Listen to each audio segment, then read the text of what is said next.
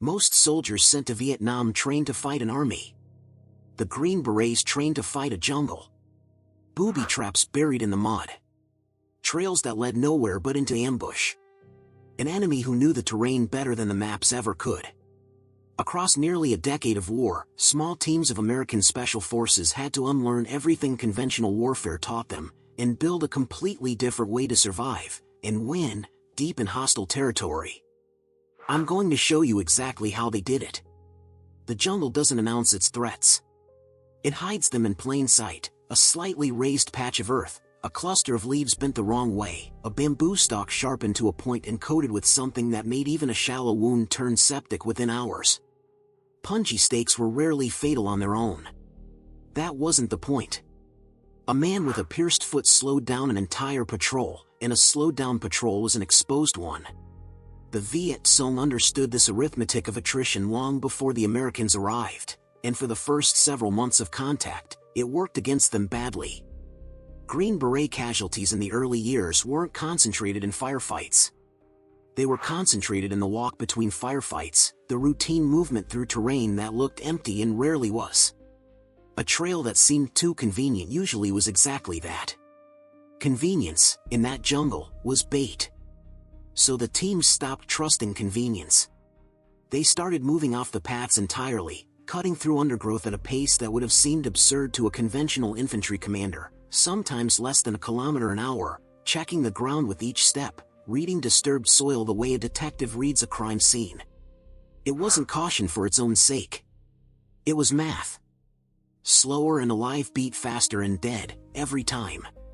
There's a particular kind of quiet that settles over a unit once it starts operating this way, not the quiet of fear, but the quiet of concentration. Radios muted. Boots placed heel first to feel for tripwires before committing weight. Conversations reduced to hand signals. It's a strange thing to picture, honestly, some of the best trained soldiers in the US military, communicating almost entirely through gestures, because a single spoken word in the wrong stretch of canopy could end a mission before it started. And then, gradually, something shifted. The same terrain that had been killing them started teaching them. Green Berets began studying Viet Cong movement patterns the way a naturalist studies animal behavior, because that's essentially what tracking became. Broken spiderwebs across a trail meant no one had passed in hours. Mud that hadn't yet dried at the edges of a footprint meant someone had passed in minutes. The angle of bent grass told you direction.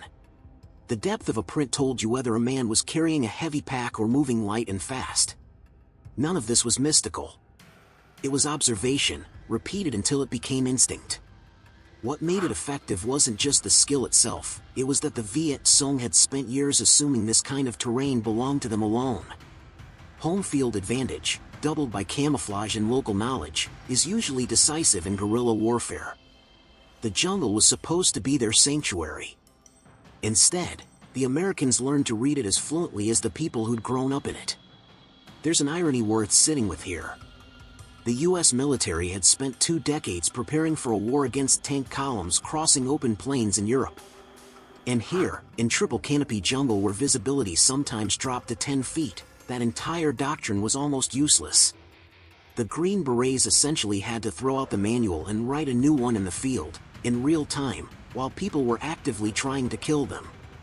By the time this adaptation matured, patrols weren't just avoiding ambushes, they were setting their own, using the same terrain features the Viet Cong had once used exclusively. Bamboo thickets that once hid enemy positions became American observation posts. Trails once used to move enemy supplies became corridors for interception. The advantage hadn't disappeared. It had simply changed hands. If you're finding this as unsettling and remarkable as I do, this is exactly the kind of history this channel exists to dig into, the parts most documentaries skip past in 30 seconds. Sticking around and subscribing genuinely helps more of these stories get made, so if that sounds like your kind of thing, now's a good moment to do it. But mastering the ground was only step 1. Because reading the jungle also meant understanding what lay beyond it, supply routes that stretched past the border, into countries where American soldiers technically weren't supposed to be operating at all. They just told you the fighting had moved beyond the tree line, past supply routes that stretched into territory no map wanted to acknowledge. So here's a fair question. What does it actually mean to fight a war that your own government refuses to admit is happening? For the men assigned to MACVSOG, the Studies and Observations Group, a name deliberately boring enough to discourage curiosity, the answer was uncomfortably literal. No uniforms with US insignia. No dog tags. Weapons stripped of any markings that could trace back to American manufacturing. If a team was captured or killed inside Laos or Cambodia, the official position was simple: there was no team, there was no mission, there was no border crossed. The soldier ceased to exist on paper the moment he stepped off the helicopter. Picture that for a second. You're moving through triple canopy jungle, hundreds of miles from anything resembling backup, on the wrong side of a border your own country insists you were never near. If things go wrong, there's no diplomatic incident, no press conference, no acknowledgement. Just silence. That's not a minor operational detail, that's the entire psychological weight these men carried on every single mission. The target was the Ho Chi Minh Trail, though calling it a single trail undersells what it actually was: a sprawling network of paths, tunnels, and river crossings that the North used to move men, weapons, and supplies south, threading through Laos and Cambodia specifically because international law was supposed to keep it off limits to American ground forces. Supposed to. SOG teams crossed that line anyway, in small reconnaissance units, often just 5 or 6 men against an enemy operating in what was effectively their own secured rear area. These weren't large-scale assaults. They were watch and report missions, ambush and vanish missions, sabotage missions designed to look like accidents or local resistance rather than American action. A team might spend days observing a supply route, counting truck movements, marking coordinates for airstrikes that would arrive long after the team itself was gone, deniability preserved on every level, from the soldier on the ground to the bombs falling from the sky. The math behind it was brutally simple, and worth sitting with. SOG deployed relatively small numbers of men into some of the most hostile ground of the entire war, and the casualty rates reflected exactly that. Some units suffered losses so severe that, by certain estimates, nearly every original team member had eventually been killed or wounded by the time the program wound down. This wasn't a footnote to the war. It was one of its most dangerous jobs, run almost entirely out of public view. There's a particular kind of loneliness in that kind of risk. Not the loneliness of being alone in the jungle, these were tight, trained teams who trusted each other completely. It's the other kind. The knowledge that if something happened, there would be no rescue announced on the evening news, no unit citation, no name read publicly for years, sometimes decades, because acknowledging the mission meant acknowledging the border crossing that wasn't supposed to have happened at all. And yet the strategic logic behind all of it was sound, even cold-blooded in its clarity. Every truck convoy disrupted on the trail was a convoy that never reached Viet Cong units further south. Every supply cache destroyed meant fewer rounds fired at American and Allied forces elsewhere in the country. The invisible war being fought in Laos and Cambodia was quietly shaping the visible one everyone back home thought they understood. What's striking, looking back, is how much of the broader war's outcome depended on missions most Americans never knew were happening, carried out by men who, officially, were never there. That's the trade these soldiers made, total denial in exchange for real impact. And it raises the next question worth asking. Because striking supply lines was only half the strategy. The other half meant turning the local population itself, tribes who knew this terrain far better than any American ever could, into an entirely new kind of fighting force. The transition point from the previous topic set this up already. Striking supply lines was only half the war. The other half started in places most Americans back home couldn't have found on a map, small villages scattered across Vietnam's central highlands, home to a collection of indigenous tribes the French had once called Montagnards, mountain people. They weren't ethnically Vietnamese. They weren't particularly loyal to either Saigon or Hanoi, and for good reason. Both the North and South Vietnamese governments had spent decades treating them as second class, seizing their land, dismissing their customs, offering them nothing resembling actual partnership. That detail matters more than it might seem at first. Because when Green Beret teams started showing up in these highland villages in the early 1960s, they weren't walking into neutral territory. They were walking into communities that had every reason to distrust outsiders in uniform, any uniform. what happened next wasn't instant trust. It rarely is. Early contact between A-teams and Montagnard villages involved a slow, deliberate process, living alongside the villagers, learning enough of the local dialects to communicate without an interpreter standing between every sentence, respecting tribal leadership structures instead of trying to override them with American rank. It's a small thing to describe, but it was the entire foundation of everything that followed. The Green Berets who succeeded here weren't the ones with the most firepower. They were the ones willing to sit in a longhouse and actually listen first. And that's really the insight worth sitting with, the thing that separated this program from so much of the rest of the war. Conventional American strategy in Vietnam tended to treat the local population as a backdrop, sometimes even an obstacle, to the real fight against organized enemy units. The Green Berets, largely out of necessity, did the opposite. They understood that a Montagnard tribesman who'd spent his entire life navigating that terrain knew things no amount of American training could replicate, where the trails really led, which streams stayed dry in the monsoon, which sounds in the jungle meant nothing and which meant everything. So instead of just using the highlands as a battlefield, the Green Berets built something else entirely there, the Civilian Irregular Defense Group Program. CIDG, for short, though the acronym barely captures what it actually became. It started small.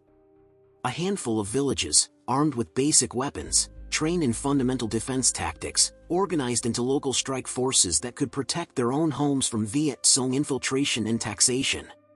But it scaled fast, and it scaled because it worked.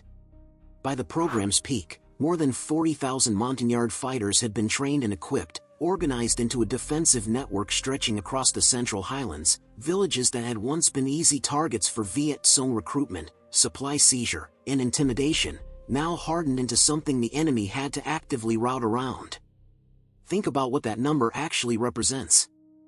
40,000 fighters is not a supplementary force. That's an army, raised not through conscription or national loyalty, but through relationships built village by village, family by family, by men who'd chosen to live among the people they were arming rather than simply issue orders from a distance.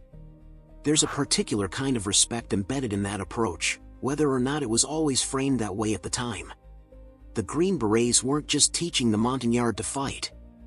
They were often learning as much as they taught, tracking techniques, terrain knowledge, survival skills that had been refined over generations in that exact jungle. The exchange went both directions, and the program's effectiveness depended entirely on the Americans being willing to admit that.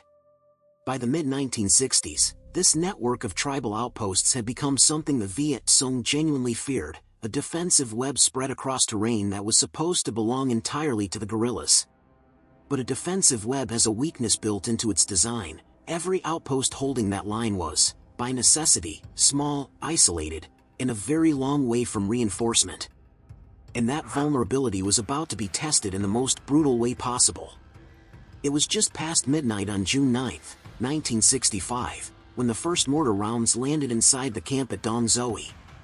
For the 12 Green Berets stationed there, along with several hundred CIDG defenders and a small contingent of Vietnamese and Australian personnel, this didn't feel like the start of anything unusual. Isolated outposts took sporadic fire constantly. Then the mortars kept coming. And kept coming. And somewhere in that first hour, it became clear this wasn't harassment fire from a passing patrol. This was the opening of something much larger. What hit Dong Xoai that night wasn't a squad or even a company of Viet Cong fighters. It was an estimated 2 full regiments, well over 1,000 men, some sources suggest closer to 2,000, converging on a camp designed to hold a few hundred defenders at most. The defenders inside didn't know the exact number in those first chaotic minutes. They only knew that the volume of fire pouring in from every direction meant the math had just changed completely, and not in their favor. By early morning, part of the camp's perimeter had been overrun. Communications were failing. The Special Forces team leader was severely wounded, along with much of the camp's senior leadership, and command effectively fell to whoever was still standing and still capable of giving orders that made sense. Survivors later described fighting hand-to-hand inside the camp's own trenches, not a metaphor, an actual description of what defending an overrun perimeter looked like in the dark, with ammunition running low and reinforcements still hours away by helicopter, if it came at all. Sit with that for a second. 12 men. A camp built to project American presence and train local allies, suddenly the target of a conventional scale assault that outnumbered its defenders by something close to 10 to 1. This is what Ghosts in the Jungle actually meant in practice, not romantic isolation, but the very real possibility that when the worst night came, you might be facing it almost entirely alone, with help still an eternity away. The emotional weight of that kind of siege doesn't come from a single dramatic moment. It comes from duration. Hour after hour of not knowing whether the perimeter would hold, whether the next wave would be the one that finally broke through, whether the radio call for air support would connect before ammunition ran out completely. Fear, in a situation like that, isn't a spike. It's a sustained pressure that doesn't let up, even for the men trained specifically to function through it. And yet the camp held, barely, and at enormous cost. Reinforcements eventually arrived, first by helicopter under intense ground fire, then additional airborne and infantry units pushed toward the area over the following 2 days as the fighting spread beyond the camp itself into the surrounding town. By the time it was over, American and South Vietnamese forces had suffered heavy casualties. Several Green Berets were killed. Many more were wounded. Some accounts list Dong Zoe among the costliest single actions for U.S. Special Forces in the entire war up to that point. Here's the turn worth sitting with, though. Dong Zoe wasn't a defeat. Technically, the camp didn't fall, the position was eventually held, and the attacking force ultimately withdrew after sustaining catastrophic losses of its own. But calling it a victory feels almost beside the point. What Dong Zoe actually proved was something the entire A-camp strategy had been quietly betting against, that the enemy could, when it chose to, mass conventional scale forces against an isolated outpost and very nearly overwhelm it entirely. That realization rippled through Special Forces planning for the rest of the war. A-camps weren't abandoned, the strategic value of forward positions embedded among local populations was too significant to give up.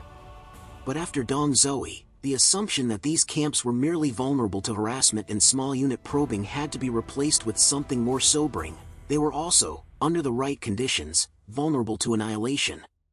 Reinforcement plans were reworked. Reaction force timelines were scrutinized. The margin for error, already thin, got treated with an entirely new level of seriousness. What Dong Zoe reveals, when you step back from the individual battle, is something that applies well beyond this one night in 1965.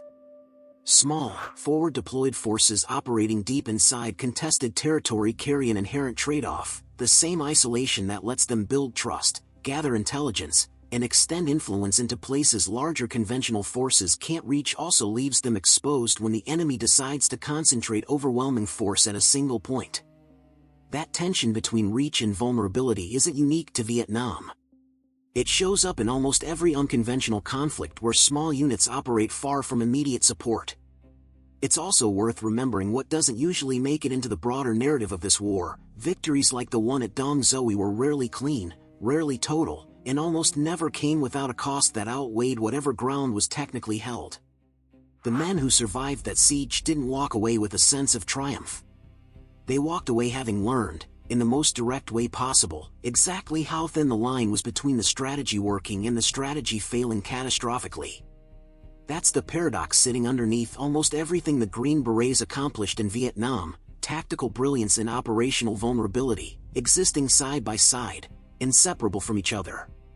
The tracking skills, the deniable missions across the border, the alliances built village by village, the isolated camps holding territory no one else could reach, all of it worked, and all of it worked precisely because these men were willing to operate in conditions where failure meant something far more permanent than losing ground.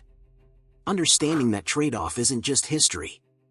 It's a lesson in what unconventional warfare actually costs, measured not in territory, but in the men who had to hold it.